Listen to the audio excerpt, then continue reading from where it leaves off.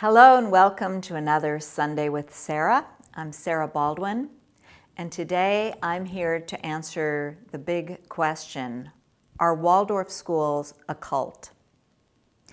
Now, there are a lot of misconceptions about Waldorf education. One of the biggest myths, in my opinion, is that Waldorf schools are religious schools. And I want to explain a little bit more about that today. Hopefully put your mind at ease from some things you may have heard. I want to go back many years and share with you my journey in Waldorf education.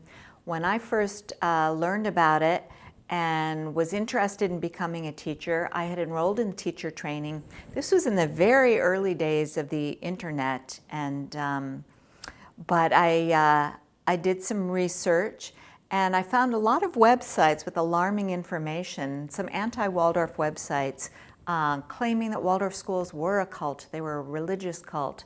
And based on this philosophy I couldn't even pronounce, which I now know is pronounced anthroposophy, which was Rudolf Steiner's worldview. So at this point, I was already enrolled to do the teacher training, and then I started getting worried. What have I gotten involved in? And I wasn't sure what to make of it. I'd already paid my money, and my training was about to begin. So I decided to go ahead with the training. I was a little bit suspicious, a little bit wary, though. I kind of had one eye open and thinking a little skeptically about what I was learning. But after a week or two into the training, I realized the people I met, the teachers I was working with, were some of the most amazing teachers I've ever had in my life, full of wisdom. And the days that we spent painting, I mean, we read Steiner, but we were painting and doing handwork and woodworking and singing and eurythmy, which is a form of movement. It was so rich. And at the end of it, then there was no religious talk at all. At the end of my first 2 or 3 weeks, I thought there was enough here that I wanted to keep going. And I'm so glad I did, because studying anthroposophy, becoming a Waldorf teacher, sending my children to a Waldorf school changed my life in so many positive ways. When I think I nearly could have been steered off that path by the fearful things that I was hearing, would have been such a shame. So let me tell you, in my perspective, one of the best teachers I had when I started my training explained that Steiner's worldviews, some of them were just really, let's face it, kind of out there philosophically, and were hard to make sense of. Now, when I started reading Steiner, what I read was so insightful about child development and human development, the things that I could relate to. One of the best teachers I had said, when you study Steiner, some of it may make sense to you, and some of it may make sense in 5 years or 10 years. Some of it may never make sense to you at all. Just take what makes sense to you and leave the rest. Put it on the back burner. That gave me a real sense of relief that I wasn't being asked to sign up for anything or to believe in anything. What I learned was Steiner's spiritual view of the world is one that he says you can investigate for yourself. He described a path of meditation and asked that nobody believe him, but says these are truths one can verify for oneself. So that, as I said, that really put my mind at ease. And I can tell you in my many years of experience teaching in a Waldorf school, anthroposophy, even though it's studied by teachers in their teacher training, it is not taught to the children, most certainly not.